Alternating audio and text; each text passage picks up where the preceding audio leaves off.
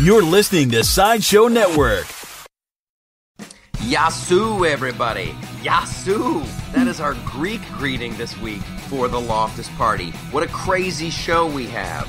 What a crazy, insane show. This is I'm going to call this one the Jigsaw Puzzle Show, because part of this was recorded Saturday, part of it is recorded Sunday. There's so much news, there's so much going on. We've got from Los Angeles, California, Andrew Apple is over there. Yasu Maria to all my Eurovision loving friends. Yasu Maria. That's a great song too. Yasu Maria. I'm way off on that one. And then we also have from the Late Night Freedom Bunker, we have Stacey Lennox. I'm just going to say, hey, y'all, to my Southern friends. Hey, y'all. There you go. You got a new iPhone, right? I do, the 7. You're loving it. Have you done the text messaging thing where you can make the confetti go and the lasers? I have no idea. I was so glad that all of my apps downloaded. I still have the Ripple. I still have the Facebook. I still have the Twitter. I can do all of my work. As far as confetti, I haven't figured all that out yet. Okay, get into the text messaging because that's a lot of fun right there. That is a big leap forward. Okay, so here's the deal. I'm going to be honest with you, America.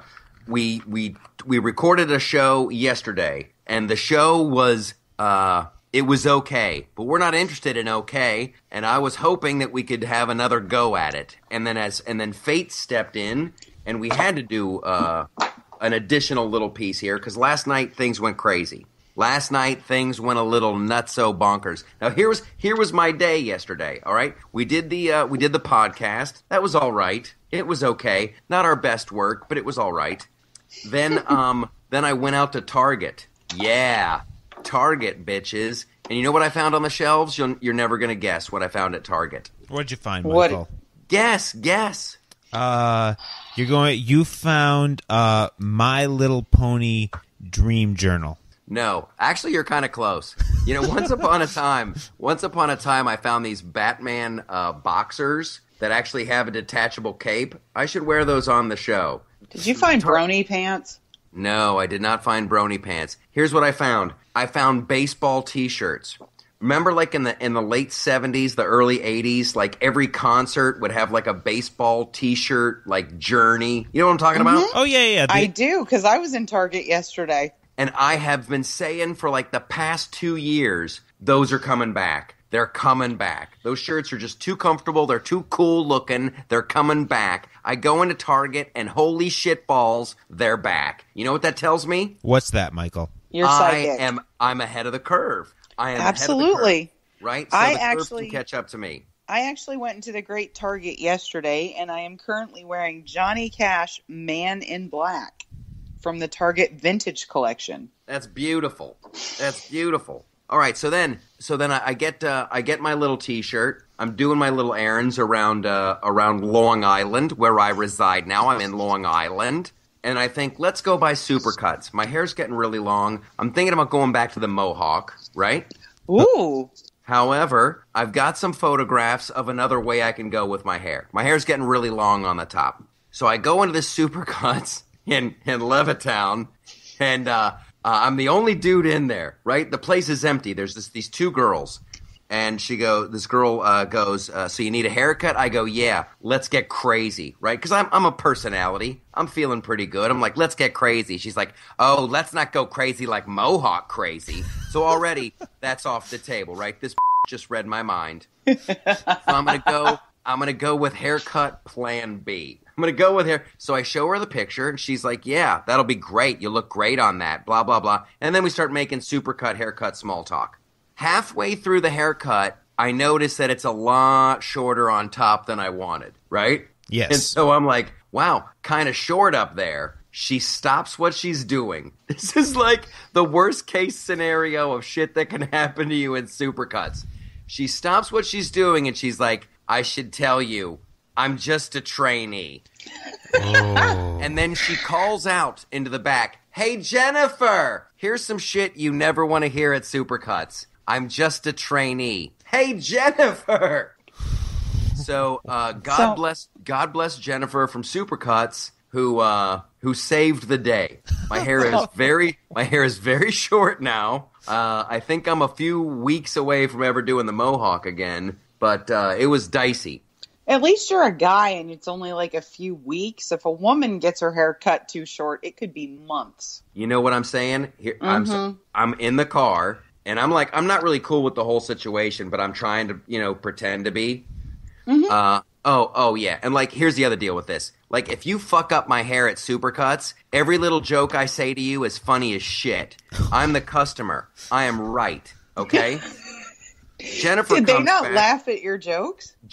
Oh, yeah, they were giving me the courtesy laugh, but they needed to find Okay. my shit hysterical because they just jacked up my hair, right? So Jennifer is like, she's showing this girl how to use the trimmers on the back, and I'm like, oh my God, this is like literally this girl's first day.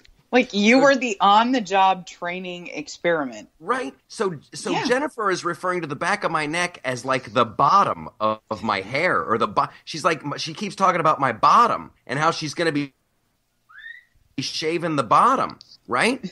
Not going to be shaving Michael- bottoms. Ha ha ha. Michael, Little at the courtesy laugh. Supercuts, And then she goes, no, Mike- now I'm going to use this because a lot of guys, she says a lot of guys like the tight bottom. And I'm like, just like my ladies. And they were horrified. They were absolutely horrified.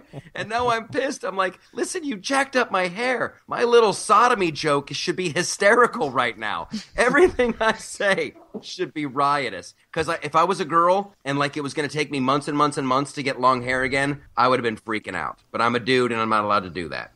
Well, no, dudes can freak out, but I don't know, Michael. After this entire hair rant, it's almost like we need a new Avi on the Loftus Party Twitter account. Yes, we do. And I love me the supercuts. So then my day just gets perpetually weirder, okay? I come back and I'm going to watch Iron Man Civil War, right? That's my whole plan. Then Twitter just blows up. Chelsea. So my whole night just takes a left turn. Yesterday was the weirdest, most underreported news day ever. I turn on the TV, I start watching coverage of it. I didn't realize. Thank God for Twitter. Thank the Lord for Twitter. Everybody go to Flipside Loftus. That's the Twitter feed. If not for Twitter, I wouldn't have known about the knife attacks in the mall in No kidding. Minnesota. It's Yeah. like that didn't happen. Well, it's like it didn't happen because it's not terrorism. Just because the guy was yelling Allahu Akbar ahead of time doesn't really mean anything. Oh, yeah, and asking people if they were Muslim or not, that's not terrorism. Shh. And then here's, like if that's not bad enough, then the other one, there was explosions in New Jersey. Yep.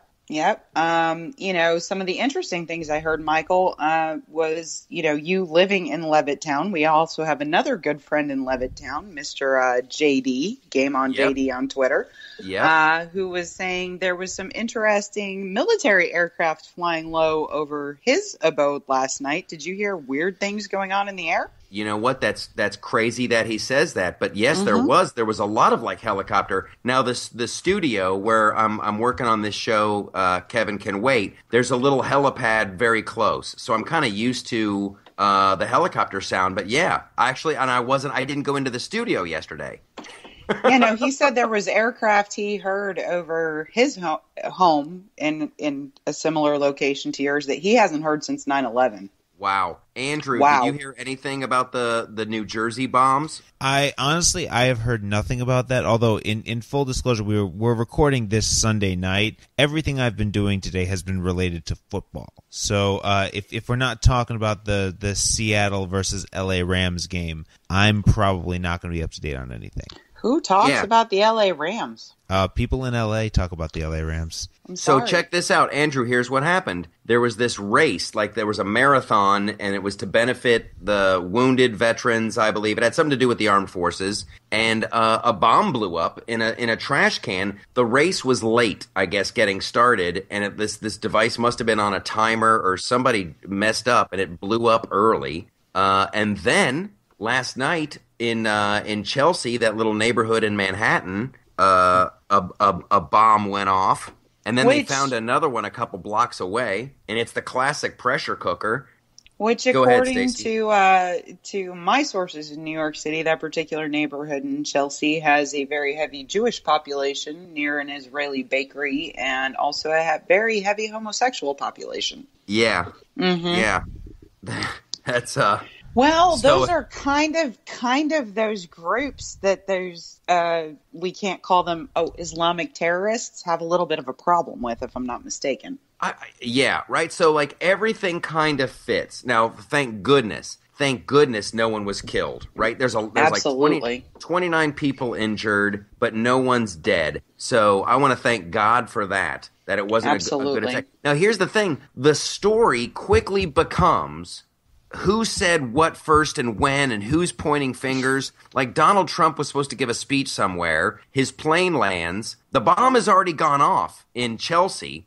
He's sitting on the tarmac for like 13 minutes, obviously getting updates from people. Mm-hmm. He comes out and gives a speech, and he goes, hey, I'm sorry I'm late. There was a bombing in New York. A bomb went off. Some people are hurt. That's all we know. I can't give you any more information. Evidently, that makes him a bad guy. How does that make him a bad guy? I do not know. I do not know. Then you've got de Blasio on TV going, yes, there was an explosion, but we're not sure if it's a bomb. What the what? Just like dumpsters just spontaneously explode in New York? Well, it is New York, but no. I mean, if you look at de Blasio, he is the progressive's progressive, right? And I think actually Cuomo later today came in and corrected him like, yeah, that was a bomb. Yeah. But the typical progressive left narrative is going to be, well, we don't know. We can't tie it directly to, we can't call it X, Y, or Z, when everybody in middle America, flyover country, any place that is not a liberal stronghold is going, yeah, we know what that is. Yeah. So if I'm not mistaken, Michael, the Islamic State actually did take credit for the stabbings in the mall. Oh, okay. Well, yeah, that's wonderful. That's correct, wonderful. Actually. The Islamic State has absolutely taken credit for that one. And here's what I want to know. How is it that de Blasio, and I know you guys were kind of alluding to this, but how is it that de Blasio was able to claim that this wasn't terrorism? He didn't say it wasn't. He said, we're not sure. And we're not sure is always, if you look at the world we live in, Andrew, we live in a 24-hour news cycle. So if you get to 36, 48 hours, everybody's going to forget about New York and be on to the next thing that Trump said or how terrible Hillary looked. And even if they said, oh, by the way, this guy, Mohammed, whatever, al-Shid, did this thing in this dumpster, it's going to get drowned out. So the longer you can delay the eventuality is considered better. Is essentially the way Twitter, that works. This was like the debate on Twitter last night. It was the most ridiculous thing I'd ever seen, where people are like, why can't de Blasio call it terrorism? And then other people are like, hey, you Islamophobe, it's not terrorism. And then another guy well, if you're setting off a bomb trying to kill innocent people and inspire terror, that is the definition. So it becomes what is the definition of terrorism, right? And it's going on, and people are like, oh, this makes Trump supporters happy because now there's this. And like, oh, Hillary doesn't have the balls to say it, and this, that, and the other thing. Then I have to chime in, like, when there's a fight on the schoolyard, and then that one like douchebag kid has to go like, you guys are gonna get caught. That's who I was on Twitter last night. So I tweeted out the douchey, hey, you guys, 29 Americans are hurt. Let's try to focus on that. Let the cops do their jobs, and let's find the people responsible. It was like the most like douchey little tweet I could have tweeted, and I hated that I tweeted it, and I probably should have deleted it. No, you shouldn't have deleted it, Michael, because when you think about it, you are where the majority of Americans are. Just tell us what's happening. Be honest with us, because we've gotten so polarized, right? The progressive left can't say that was Islamic terrorism, and the right will say that is Islamic terrorism, and we don't really understand. And it's very hard a lot of times to make the distinction between what is truly ISIS inspired, meaning some crazy kid found something online, versus what is actually ISIS coordinated. So when you have the Islamic State saying, we take credit for the loon in Minneapolis or who was stabbing people in a mall, that was something we actually did, versus what might have happened in Chelsea, which with the number of explosions and incendiary devices seems a little too coordinated to me for a lone wolf attack, but give them that. Yeah. Okay. But when you're looking at that, all I think the vast majority of Americans want to know is what happened. And when you have the progressive left and Hillary Clinton and Bill de Blasio and even Governor Cuomo correcting Bill de Blasio to some degree, covering up because we don't want this Islamophobia, to me, Islamophobia is silly. I have a real problem with people who want me dead because I believe in things like free speech and freedom of religion. That would be ISIS. They happen to derive most of their beliefs from fundamental Islam. That's Islamic terrorism. Do I hate all Muslims? Absolutely not. Yeah. Yeah. And I think we get so divided by identity politics. This person's Muslim, therefore, well, that person's Muslim, but do they believe they should cut my head off because I don't wear a burqa? I don't think so. Well, Let's it's talk just about ridiculous. What the real problem is. And I tell you, and they can't. Not only can they not agree on whether it's terrorism, they can't even agree that it was a bomb. And then they start fighting about who said bomb first. And then they go so far, like Hillary Clinton, they woke her up on the plane last night. And I tell you what, she can't run that 3 a.m. phone call anymore. Because I tell you what, they woke that she up can't do it like on camera. They woke that bitch last night at like 9:30, and she looked not well.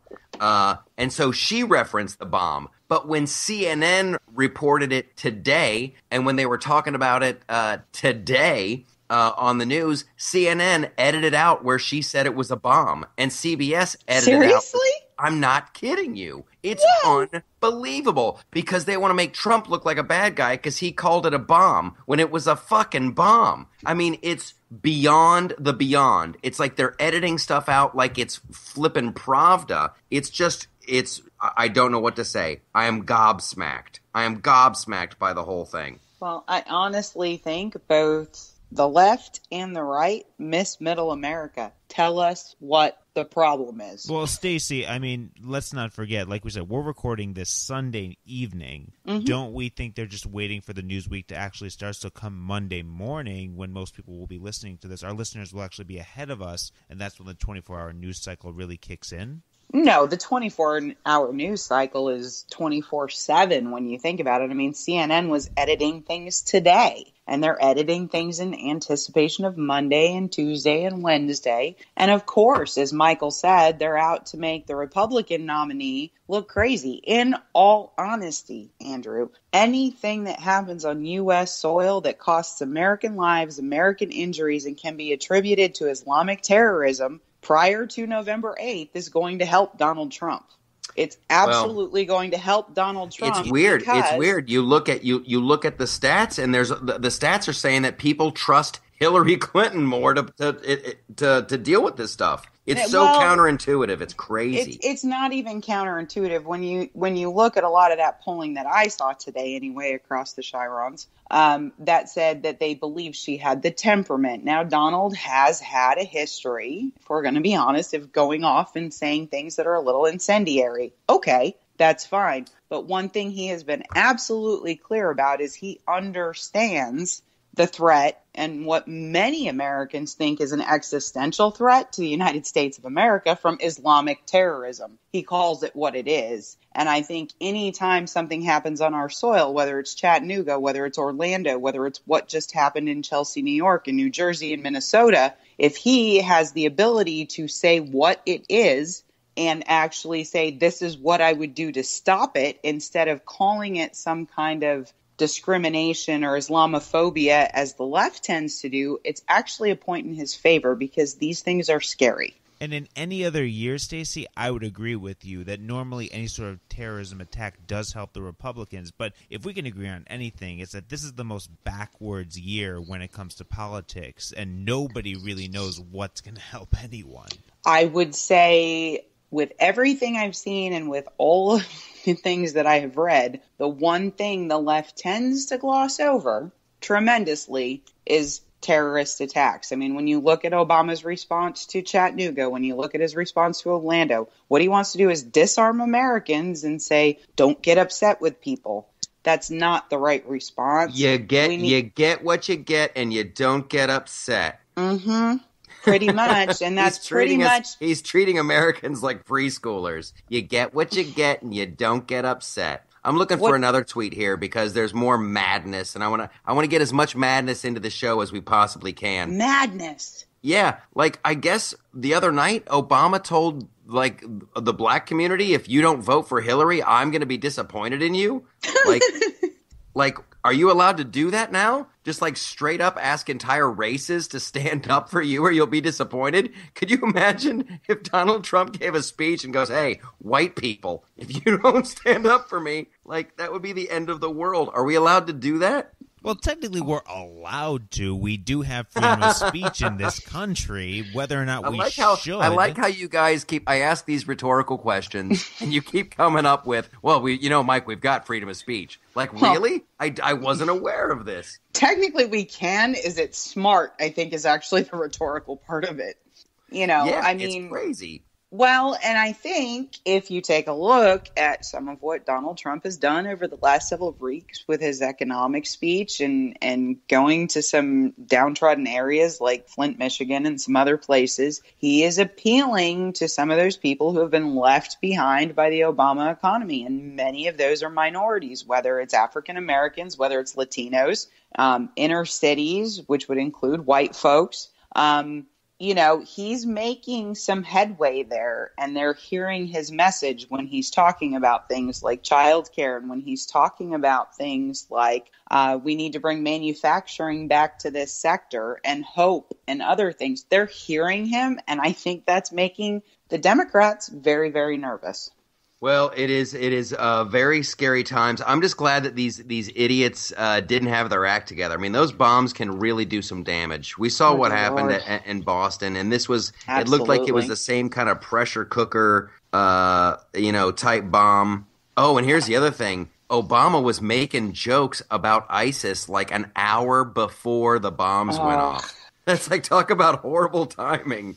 Well, he's like, I wasn't worried about ISIS. I was worried about my birth certificate. Like, he's just like making a little joke, and not the best day to make that joke. Probably not. And then Tim Kaine. Oh my gosh, I'm so glad I remembered this. Tim Kaine. Did you hear his little logic? No. Death spiral. He went at it. Tim Kaine, this turd of a human being, is like, there's going to be more bombings in America because we're winning the war against ISIS. And as their and as their territory shrinks, they're going to do more bad stuff to us. So pretty much get used to it, America, was the big takeaway from that. And that's I want that dude in charge. Get used to it, and let us take your guns and your ammo. No, I don't think so. Yeah, exactly. And that's the other thing. Like, I'm not down with the whole don't tell me to keep turning the other cheek, because I'm running out of cheeks. I can only take so much, and I can find pieces of the Bible. I mean, I don't want to get into a Bible quoting contest with anybody, but my good friend Jason Anarino he turned me on to this one. I guess there's one where Jesus is like, well, sell your cloak and buy a sword because you got some violence to do. So we might have to start getting down with that a little bit. Well, and I mean, I think the biggest part of it is, why in the world would you take away the right of the people within this country to defend themselves with whatever they think is most appropriate? Like, I have no problem with someone who doesn't want to own a gun, who is anti-gun, who thinks they shouldn't have guns in the house with their children. That's great, but you don't get to make that choice for me. And thank you, Hillary Clinton. Thank you, Tim Kaine. Thank you, Ruth Bader Ginsburg. I'll decide how I'm going to protect me and mine all by myself.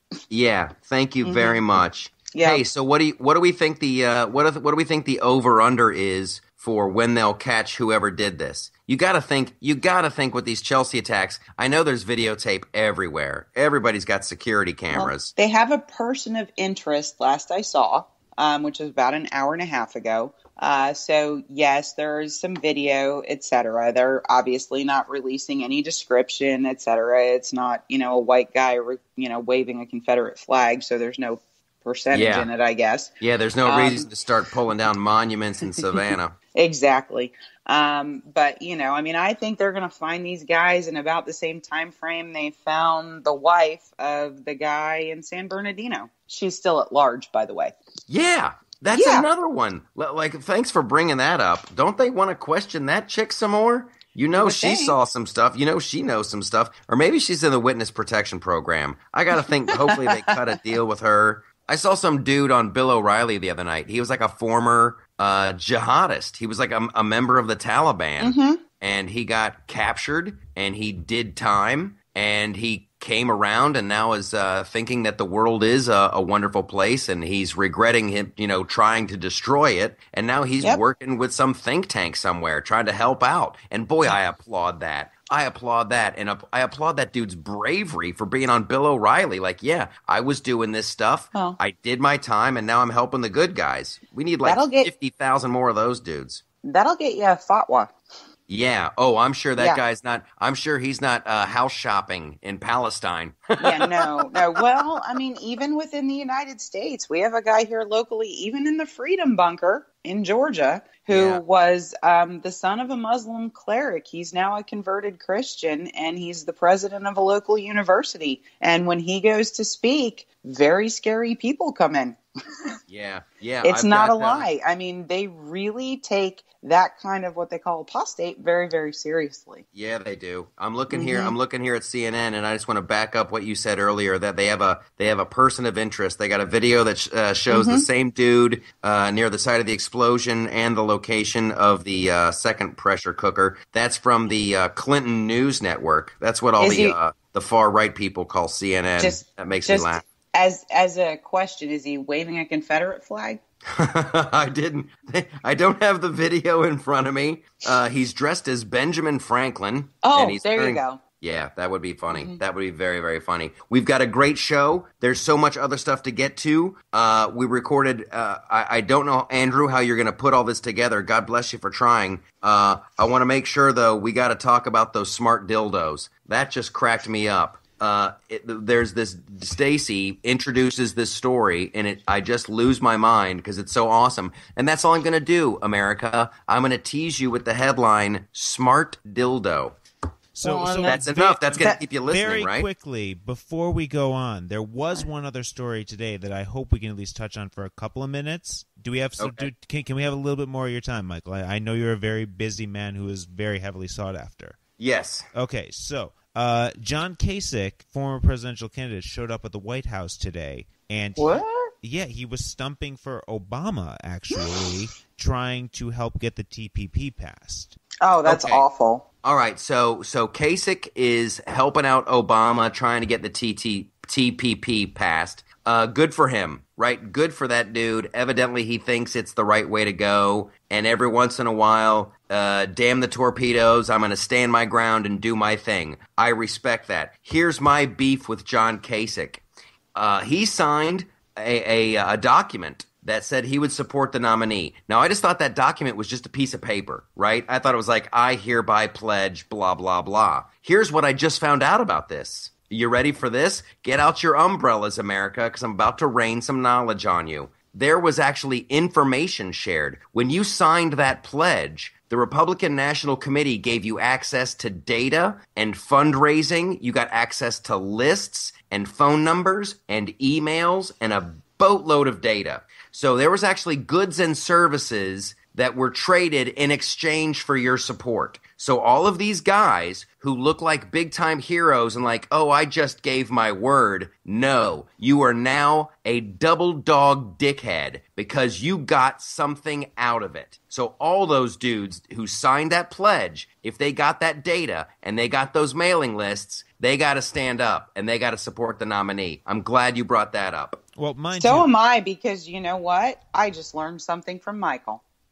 It's crazy. I would be if I was Reince Priebus, I'd be shouting it from the mountaintops. If I was Donald Trump, I'd be shouting it from the mountaintops. But I guess he doesn't want to look like a little douchebag crying about it. But yeah, I honestly thought it was just like, I pledged to support the guy no matter what, and that's all it was. But goods and services were exchanged. Now you're a thief. Now you have no honor, and you're no better than a thief. Wow. And meanwhile, we should comment that if Kasich signed that, he has already reneged on it, because in that same speech that he gave at the White House pro-TPP, he said it was very unlikely that he will vote for Trump. Yeah. Wow. Yeah. You know Well, what? Kasich yeah. was my guy there for a heartbeat. Kasich was my guy there for a I heartbeat. have that on a previous show. What? We Oh, asked he's supporting you Kasich? on Game On with me and JD, way, like months and months, way before the primary even started. You kind of like Kasich, but you're from Ohio. He's Ohio's governor. That's right. He did well with the economy. He did a He good did. job. I wasn't down with the Common Core, but here's my deal. I figured we could stop him on the Common Core. I'm a There you big go. picture kind of guy. Right now, I want to thank everybody for listening. Continue listening. We've got smart dildos coming up, you guys. Stick around for that. You show up for the politics. You stick around for the smart dildos. And next week we'll have doggy bags that attach themselves to your dog's rear end. Oh, nobody wants that, but I need to hear that story, right? It's so gross and disgusting. Now I want to talk about it. You did a little tease. You did a little tease for the doggy diaper. All right. Yeah. I love you all, each as a group and as individuals. I have to go back to the studio and work on some more Kevin Can Wait. Our big premiere is tomorrow night, 8:30 America, CBS. Set your DVRs. It's the Chandelier Network. It's the Champagne Network. It's the something fancy network. So I want a gun. I've made up my mind. I want a gun. I was talking to an ex-cop here in Long Island. This guy's a retired cop, and he had this tiny little pistol. And I'm like, what is that, like a 22? And he's like, no, that's a blah, blah, blah, blah, blah. It sounded so cool. I want a gun. Hey, where can they carry guns again? I saw somebody just overturn some kind of law where now you can... Missouri. Missouri. Mm-hmm. Yeah. What was the law there they overturned? They overturned a law against, I believe it was open carry. But So the now way you that can? open carry works in Missouri isn't like open carry works in Texas. So there still are some restrictions on it, but they overrode a veto by the governor, I think it actually was, for open carry. So they're fighting their governor. All right. So now The people of the state where want did their they open land? carry. So they landed on you can carry a gun around? Yes, basically the bill went up. It passed both chambers. The way I understand it, passed both chambers of the state legislature. It went to the governor. He said nope, and they overrode the veto. Ooh. Okay, so Missouri is on board. Okay, we got a very, very, very big show. There's a lot going on. You know what today is, everybody? Today is Saturday, by the way. We have to do Saturday. This. Yeah, Right. Today is Saturday. Yes. Normally we do a party on a Sunday. I know. We had to go early this week. And here's why. I am writing on this show. It's a new Kevin James sitcom called Kevin Can Wait. And here's a little fun to know fact about sitcoms when they're first starting out. There is a boatload of work to do. There's a lot of things to figure out. And man, oh man, we are writing shows like crazy. We premiere on Monday. My schedule is insane. Yeah. My schedule is absolutely nuts right now, so I appreciate you guys joining me on a Saturday. This is the highlight of my week. Well, congratulations on the premiere. Yeah, actually, Michael, you guys got a wonderful review in The Wrap this week. Are you kidding me? What's the Wrap? The Wrap is one of the big entertainment news websites on the internet, just like us. What did they say? Because I only listen to the good reviews. Oh, no, this was always a good review. And, the crux of it was, we're living in a world where we have a lot of these single-camera, highbrow comedies that Harvard-educated critics love and the people just don't get behind. So it's refreshing to see something like Kevin Can Wait that's about a family that everyone can enjoy. I tell you what, you guys, it's funny. It is funny. I'm going to toot my own horn here. I worked on the George Lopez sitcom. That was a lot of fun. It was pretty funny. I worked on this show called Outsourced, single camera, pretty funny, had a lot of heart. I worked on Anger Management with Charlie Sheen, pretty darn funny. However, this Kevin James thing, and maybe it's because it's a bright, shiny object and it's brand new, or maybe it's just more my sensibility. Last night we were taping episode 5. And I was laughing pretty hard. And I knew what was coming. You wrote it. So it's between the Kevin James Kevin Can Wait show and between the Flipside TV show and syndication and the Loftus Party radio show and website, I'm crazy busy. So I really live. I live for this show that we all do together and for doing stand-up comedy. And I was going to do I'm still going to try to do it at Governor's in Levittown tomorrow night. There's a fundraiser, a breast cancer research fundraiser hoo-ha thing. I'm going to try to do that, but I'm going to be writing with Kevin and the gang tomorrow in the afternoon. So when you're listening to this in the future, it will have already happened. Yes, and you'll be like, wow, that big story happened on Sunday. I wonder what Michael and Stacy and Andrew were going to say about that. Well, and sadly, there will be no commentary. Nothing. Not till next week, when we'll be all right back here. Exactly. Now, here's the other big piece of news. I bought a pipe. You bought a what? A pipe. Now, wait. I got pipe. like a tobacco pipe. Okay. All right. So, like Professor, like you need a jacket with the elbow You know what's patches. great? I'm like f***ing Gandalf the Grey over here, right? You shall not pass. You have a pipe, Bilbo Baggins. Blah, blah, blah, blah, blah. I can point with it. I got matches. It's fun to light. Here's the downside. I hate the taste of the tobacco smoke. It's horrifyingly bad. It's horrifying. But it makes me look smart. You know, it sounds like you just have lousy tobacco, actually. You know what? I think it is. I got some crap called Half and Half pipe tobacco by the Burley and Bright Tobacco Company. Burly and bright. I swear to God.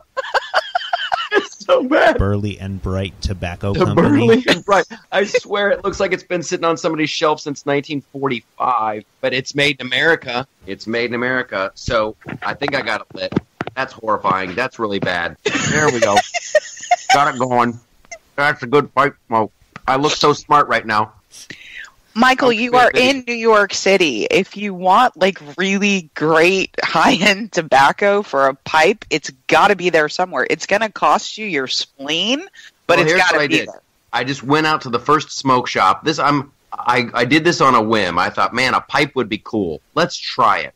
Because I can fill it with tobacco, and kind of poke it in there with my thumb and give out advice, and people really listen to you when you have a pipe. They're like, I don't know about that Hillary Clinton. She kind of scares me. And then I look across the pipe knowingly, and I kind of bite it with my teeth, and I talk about things like this, and I sound like this because I got a pipe in my tooth.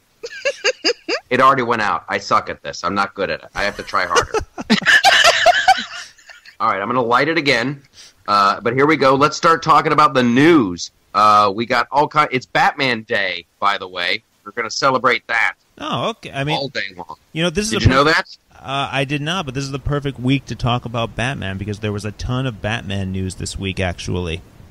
What do we got going on in Batman news? So Zack Snyder went on Twitter and he tweeted a set photo that shows Ben Affleck's new gear, and the internet responded with slight excitement and extreme outrage.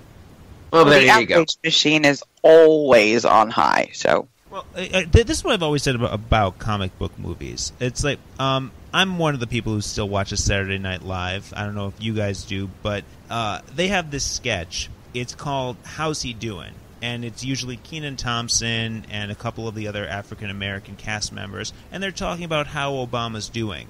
And the joke is always the same. It's like, well, I'm going to be critical about this thing and I'm going to be critical about this thing, but no matter what, he's black, so he still has my vote.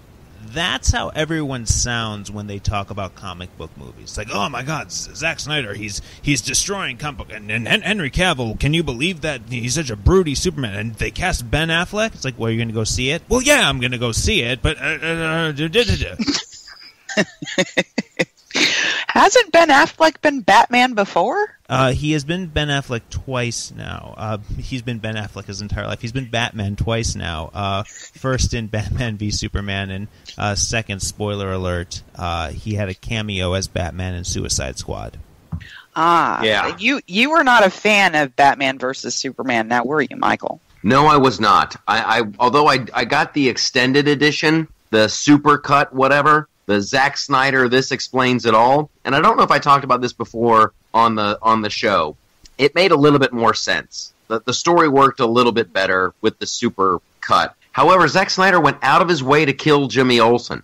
He went out of his way. Yeah. There's a segment in the beginning of the movie where Lois Lane shows up in the Middle East. She's got this reporter with her, and he's a CIA undercover agent. And these terrorists kill him, right? So you're like, whoa, was that Jimmy Olsen? Then when you watch the director's cut, They go out of their way to go, "Hi, I'm Jimmy Olsen." Then Zack Snyder just kills him. There's no reason to do that. There is no reason to do that. So, and Jimmy was one of my favorite characters.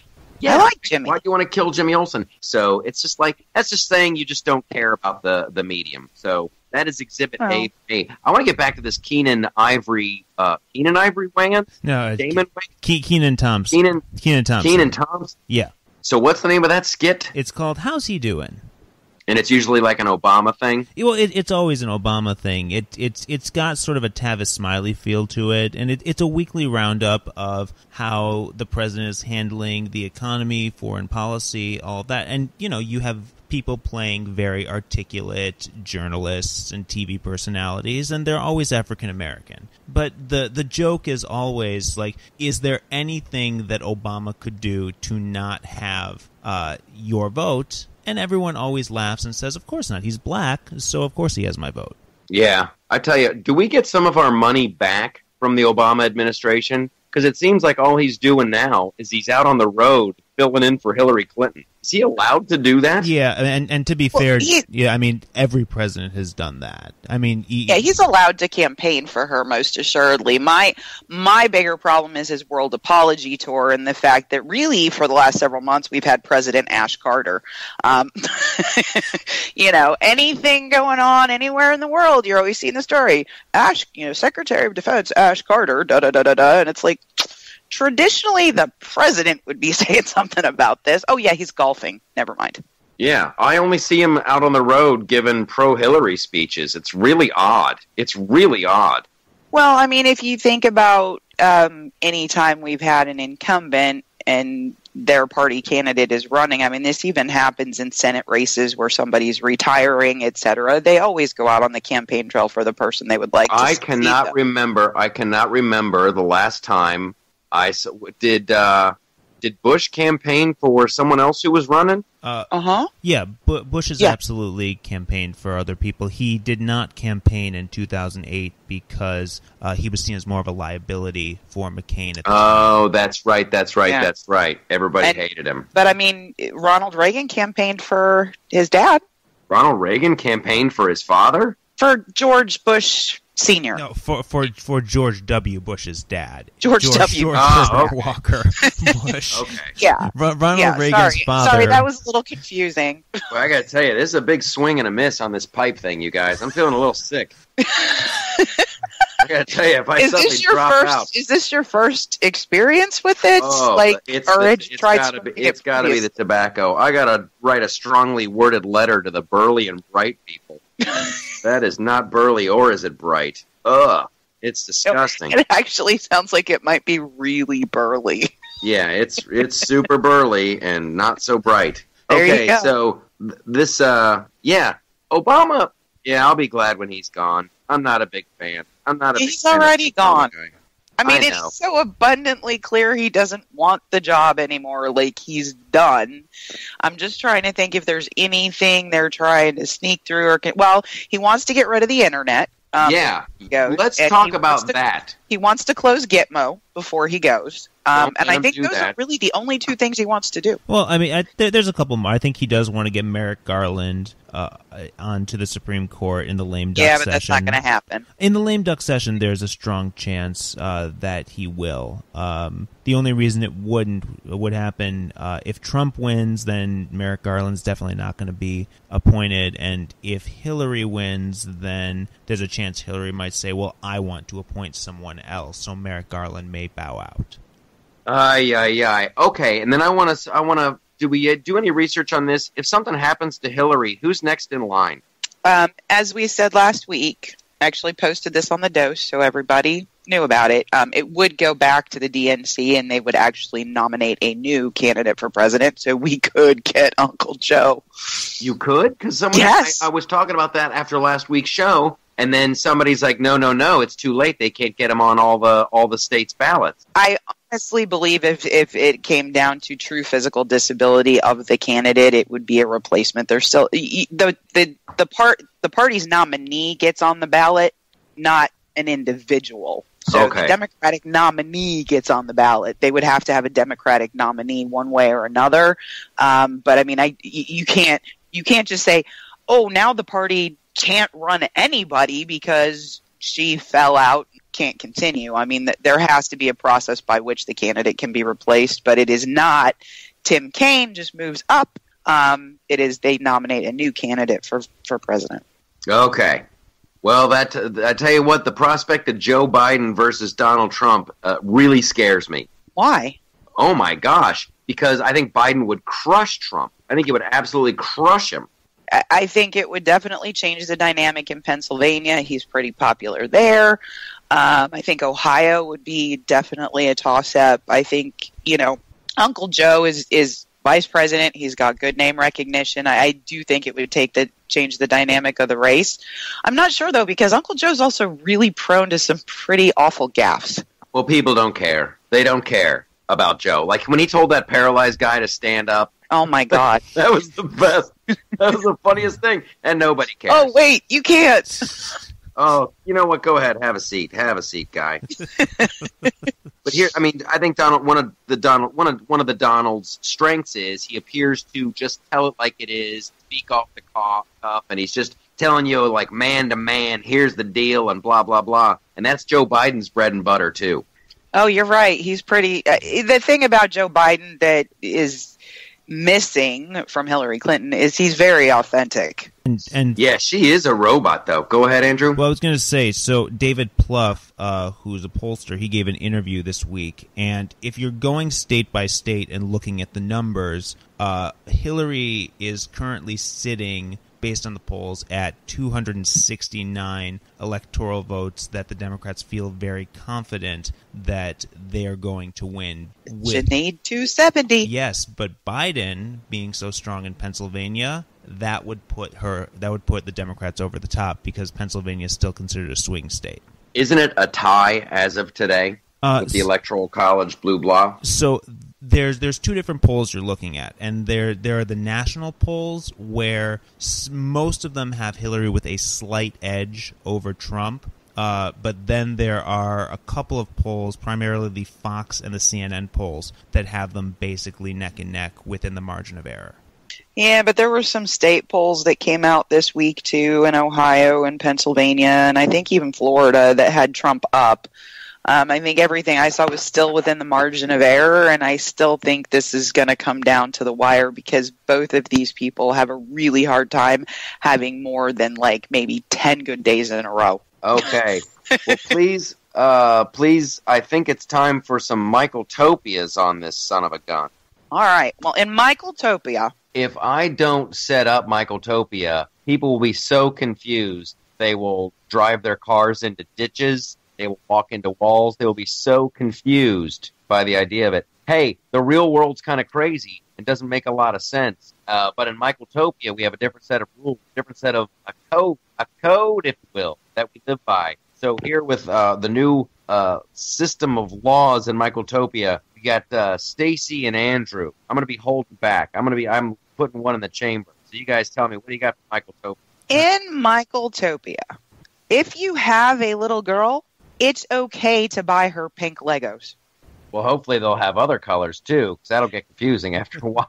Yeah, I know, but there's this whole agita this week about how we have to make... Agita? What the does that mean? Like, vapors, like, everybody's all upset, like, ah!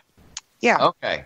So Vapors there's all that are this upsetting. in the social justice warrior community. There's all this concern that we're giving our girls toys that are different than the toys we give our boys, and that's somehow limiting our girls because we're doing this weird social construct called gender. Last I checked, gender was a little bit biological, but maybe that's just me.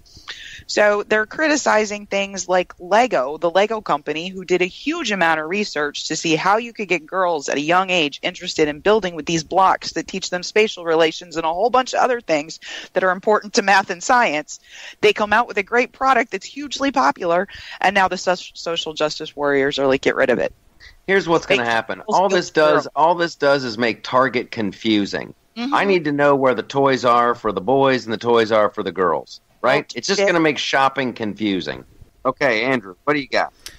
In Michael-topia, Batman is not a Nazi. I know we touched on this earlier, but I feel like it bears repeating. When the new pictures came out, of the new Batman suit. Some people assumed that he was going to be like Owlman, a weird offset of Batman who was a Nazi. Can we please just wait until these movies come out before we assume that Ben Affleck is a Nazi? Yeah, in Michaeltopia, not everything is a Nazi. Just doesn't matter anymore. It seems like everybody is a Nazi and everybody is pure evil. In Michaeltopia, we don't say something is pure evil unless it's pure evil. And I think you'd be hard-pressed to find, if I tell you what, if you want to look at pure evil, go hang out with the members of ISIS. Good Lord. You can't Ted go Bundy? run around saying, Ted Bundy, I don't even think he's pure evil. I think he was like 99.8% evil. But obviously he had enough nice in him he could survive in polite society to go unnoticed. Okay. Pure evil is just like running around chopping people's heads off. Okay. Well, in Michaeltopia, if you choose to buy a sex toy, the company is not allowed to track your use of it via an app. What? Jesus Christ! What? Why is this happening now? Why? What? God, no, this is the epitome of burying the lead. If there was one source, Jesus Christ in heaven, Stacy. I'm sorry. They are. See, now here's God A bless company it. called We Listen, I have given up on this show. On this episode, I had given up. Like I had already done like a half. No, seriously, I had already done like my half-hearted apology. Like I'm weary, right? I'm just tired, and I am. I'm tired and I'm depressed. The world is not a happy place, and so this show was difficult and not a lot of fun. So then at the very end, you come in with this story that has everything that I love. It has sex, and it has some kind of science fiction element to it, and it has big government is bad. Why didn't we start with this? It could turn my whole day around. I use my daily doses for my Michaeltopias. That's in the Daily Dose? Yes. Okay, this is good. We have to get this out. Why is that not the headline of the Daily Dose? It was the headline earlier this week. Is it? What? Yes. How did I miss that one? How did I miss? Did you get the team building with eating grapes off boobs? Tell me you got that one.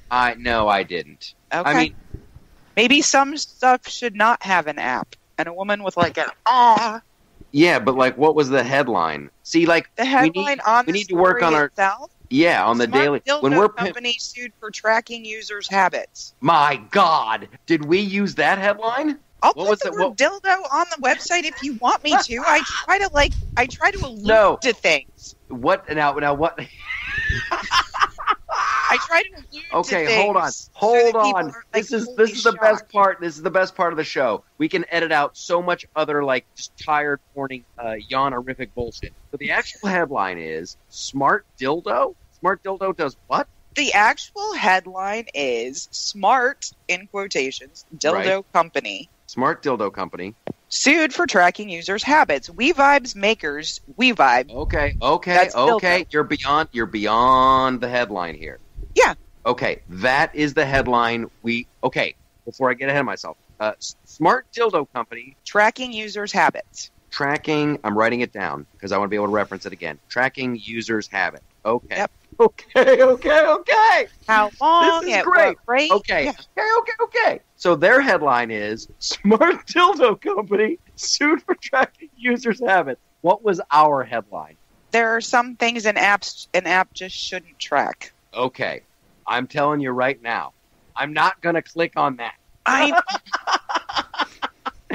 will, however, click on Smart Dildo Company sued for... See, I just would have had to stop after sued because we're character limited. Okay. So Smart Dildo Company sued. Or we could go Dildo Company sued for tracking. I don't know. Here's what I want to know. How do they know? It's like remember that old thermos joke when the people talk about the best inventions of the 20th century? And somebody goes, I think it's the car. And the other guy goes, I think it's the plane. And then the other guy goes, well, I think it's the thermos. It keeps hot stuff hot and cold stuff cold. I'm like, well, that's stupid. That's not the best invention. I go, yeah, but how does it know? Okay. Okay, so hold on. Wait. Stacy, here's where I need to interject. All right. What makes it a smart dildo?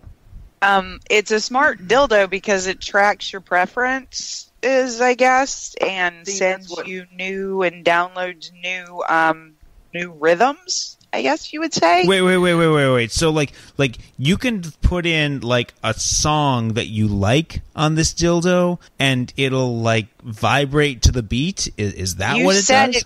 You set the rhythm and the intensity and all that with your phone. Oh, okay. Okay. Yeah. So it's an app on your phone that controls the device. Yes. That's fantastic. Yeah, except they were tracking it. That's the bad part. So I'm sure they're tracking it for marketing reasons. Well, they're tracking it for marketing reasons and a lot of other reasons, but I mean, come on, if you're using it and you find out that they're tracking it, you kind of go, what? And it kills the whole idea. It says the smartphone app lets users customize their WeVibe experience, unlock app-only bonus vibration modes such as the cha-cha-cha and the crest, and create unlimited custom playlists. So you can actually create a playlist of how this thing moves. Oh my gosh! And then can you share it with people on the internet? You're like, hey, I invented this rhythm. You've got to check it out. I'm very excited about this technology. You could sell dildo rhythms like songs. You could be like, oh, you tried the hoobie doobie, but you're going to love my cha-chinga wanga bang bang. Well, so shame on them. The only problem became that I thought they knew how you were using it. No, they do. They discovered the amount of data the app transmitted back to Standard Innovation, who makes the product, when looking for security flaws. So not only that, but there could have been security flaws. I still know that. Yep. But the company has now been forced. The company has now been forced to allow users to opt out of their data collection. Oh, that's funny. So you can choose to let them take a peek, or you can say, "Yeah, no, I don't think so." Oh, that's great. That's great. See, there you go. Technology is helping out. People can opt out. And if you're listening to the show and you've invented a great dildo rhythm, maybe that's going to be a new section in iTunes. Right? Right? I think it would be. That would be great. What's the hot dildo rhythm this week? Hi, I'm Casey Kasem. Do you have a dildo rhythm you want to share with America? Stacy from Seattle writes, ooh. Okay, so we need to make a deal. In Michaeltopia, we don't clean up the headlines for the Loftus Party Daily Dose. People are grown-ups; they can handle it. I don't want to appeal to old people. If you can't handle seeing smart dildo companies sued for tracking user habits, then I really don't want your business. Okay, that is the Loftus Party for this week. We had our ups, we had our downs. The highs were high and the lows were low. But we were keeping it real. We're never going to lie to you here at the Loftus Party. So thanks for tuning in. Make sure you listen to Andrew Apple's podcast, So Fresh, So Prince. And make sure you check out Stacy Lennox. Stacy, where can they find you? You can find me at the Daily Surge with an article or two a week. And you can always find me on Facebook and Twitter. Wahoo! Hey, thanks so much for listening. We will be back next week with an all-new Loftus Party. Ta-da!